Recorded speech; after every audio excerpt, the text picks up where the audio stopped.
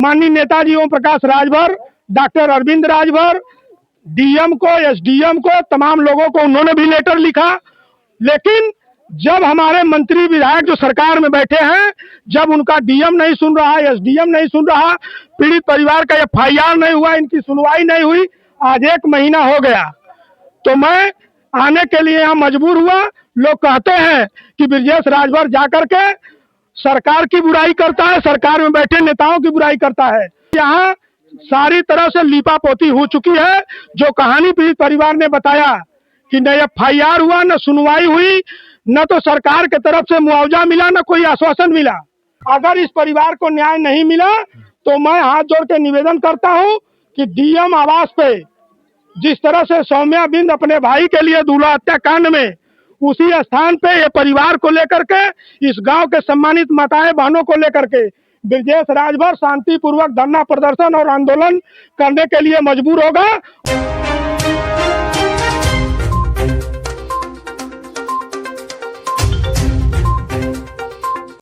नमस्कार, आप देख रहे हैं राजभर एक्सप्रेस। दोस्तों, हमारी मौजूदगी जिला जौनपुर के शाहगंज विधानसभा और थाना शाहगंज में, ग्राम सभा मजदिया में है। और यहाँ पर जफराबाद विधानसभा के पूर्व प्रत्याशी ब्रजेश राजभर जी का आगमन हुआ है। आइए जानते हैं क्या कुछ मामला है ब्रजेश राजभर जी से। सर, बहुत बहुत स्वागत है राजभर एक्सप्रेस में। बहुत बहुत धन्यवाद। सभी सम्मानित जो है दर्शकों को धन्यवाद देता हूँ।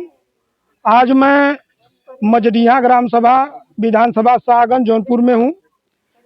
चंदन राजभर की निर्मम हत्या हुई है, ये पीड़ित परिवार का कहना है, और पीएम रिपोर्ट का कहना है कि उनका हार्ट अटैक से मृत्यु हुई है। और उसी तर्ज पे अभी तक उन पीड़ित परिवार का अपराधियों के खिलाफ मुकदमा एक भी नहीं लिखा गया है। जब हम देखते देखते थक गए कि सरकार के लोग, मैंने देखा चैनलों पे कि पार्टी और सरकार में जो बैठे लोग हैं वो आए, तो हमको लगा कि न्याय मिल जाएगा। लेकिन हमको जब पता लगा कि उस परिवार को न्याय नहीं मिल पाया है, तो मैं इस गांव में आया हूं। और स्थिति अगर मैं इस चैनल पे बताना चाहता हूं, कैमरामैन से मैं कहूंगा कि इस पीड़ित परिवार का घर दिखाइए, थोड़ा दिखा दीजिए यहाँ का स्थिति क्या है। ये पीड़ित परिवार का घर है, और इस पीड़ित परिवार चंदन राजभर की पत्नी है, और इनके 6 बच्चे हैं, 4 बेटियां और 2 बेटे हैं। और स्थिति ये है कि 3 दिन बाद उनके मारपीट होने के 3 दिन तक वो एडमिट थे, और एडमिट के बाद उनकी मृत्यु हुई। न तो अभी एक तहरीर लिया गया, न एफआईआर दिया गया, और पीएम बता दिया कि हार्ट अटैक से हुआ है। और पीड़ित परिवार और पूरा गांव गवाह है कि उनको मारपीट करके निर्मम हत्या हुई है।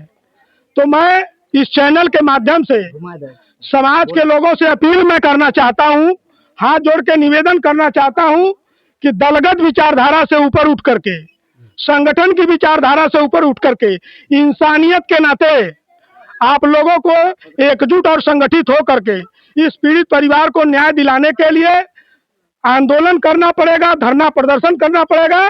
क्योंकि यहाँ सारी तरह से लीपापोती हो चुकी है। जो कहानी पीड़ित परिवार ने बताया कि न एफआईआर हुआ, न सुनवाई हुई, न तो सरकार की तरफ से मुआवजा मिला, न कोई आश्वासन मिला, जो कि ये पीड़ित परिवार पूरी तरह से उसका पात्र है। जो है पीड़ित परिवार लाभान्वित होना चाहिए था, कुछ भी नहीं हुआ।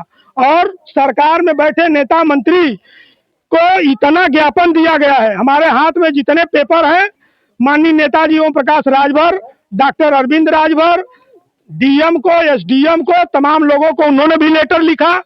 लेकिन जब हमारे मंत्री विधायक जो सरकार में बैठे हैं, जब उनका डीएम नहीं सुन रहा, एसडीएम नहीं सुन रहा, पीड़ित परिवार का एफआईआर नहीं हुआ, इनकी सुनवाई नहीं हुई, आज 1 महीना हो गया, तो मैं आने के लिए यहाँ मजबूर हुआ। लोग कहते हैं कि ब्रजेश राजभर जाकर के सरकार की बुराई करता है, सरकार में बैठे नेताओं की बुराई करता है। तो मैं सरकार में बैठे लोगों से और समाज के लोगों से अपील करना चाहता हूं कि ये मौका ही क्यों देते हैं। जब इस नन्हे मुन्ने बच्चों को, इस पीड़ित परिवार को न्याय मिल गया होता तो ब्रजेश राजभर को आने की जरूरत नहीं थी।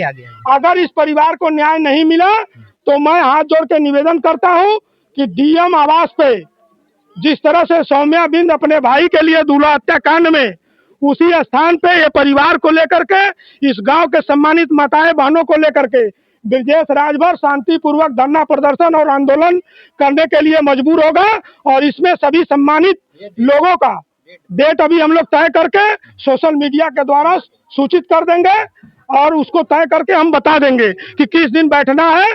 उस दिन सभी लोगों को लामबंद होकर के न्याय की लड़ाई लड़ना होगा और नहीं तो अपने अपने बारी का इंतजार करिए। और नेताओं से कहना है कि जब आपकी सुनवाई डीएम, एसडीएम, अधिकारी, दरोगा, थाना, सीओ, एसपी, कप्तान नहीं कर रहे हैं तो किस लिए आप सरकार में बैठे हैं। तो ऐसे सरकार को लात मार के समाज के न्याय के लिए आगे आना चाहिए। हमारे साथ चंदन राजभर जी की पत्नी है और उनके बच्चे हैं, 4 लड़कियां और 2 बच्चे लड़के हैं।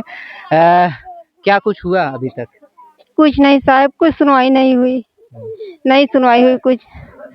डीएम कहाँ आप गई? आप कहाँ गई? ओम प्रकाश राजभर के यहाँ गए, डीएम एसडीएम के यहाँ, और उनकी खाना वाना पे गई थी ना? गए थे सर। डीएम के यहाँ गए, डीएम के यहाँ 4 बार गए, एसडीएम के यहाँ गए, 4 बार सबके के यहाँ दरखास्त डाल के आ गए, कोई नहीं सुना, नहीं सुना। 4 बार आर्थिक मदद किसी ने किया? कोई फंड दिया, पैसा दिया? कुछ कोई 5 रुपए कोई नहीं दिया। सरकार की तरफ से कोई अनुदान कुछ नहीं। खाली वो आई थी सरिता शुक्ला, ना वो पार्टी से है ना किसी से है, वो बेचारी पौधा बेचती है, वो 4,500 रुपए की मदद की थी। हमारे द्वारे आई थी, खाली उन्हीं की थी, बाकी कितनी शर्म की बात है। राजभर समाज का जो है पीड़ित परिवार है और शुक्ला आई थी।